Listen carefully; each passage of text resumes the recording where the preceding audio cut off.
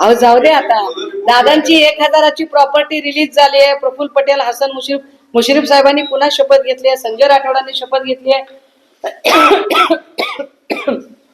ज्या पद्धतीने या सगळ्या लोकांना वॉशिंग मशीन मधून धुवून काढले, याचा अर्थ भाजपाला ते जे म्हणत होते ना की भ्रष्टाचार मुक्त भारत करणार आहोत आम्ही, भ्रष्टाचार मुक्त महाराष्ट्र, तर काय असतं की जेव्हा अख्खं राज्य स्वच्छ करायचंय, आपण जेव्हा घर स्वच्छ करतो तेव्हा त्या घरातला सगळा कचरा एका डस्टबिन मध्ये टाकतो.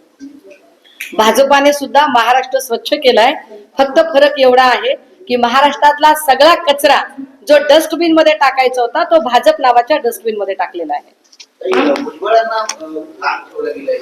मला खरंच याचं वाईट वाटतंय. सन्मान्य भुजबळ साहेबांच्या सारख्या अनुभवी आणि ज्येष्ठ व्यक्तीला मंत्रिमंडळात स्थान मिळायला हवं होतं. मात्र मराठा ओबीसी या वादाचे बळी भुजबळ साहेब ठरले का असं राहून राहून वाटतंय.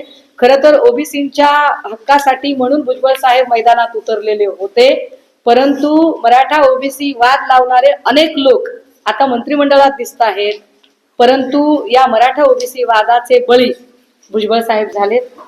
परंतु काहीतरी मला कळतंय की त्यांना राज्यसभेचं वगैरे पुनर्वसन करण्याचा दादांचा वगैरे प्रयत्न आहे, त्यांचा पक्षांतर्गत विषय.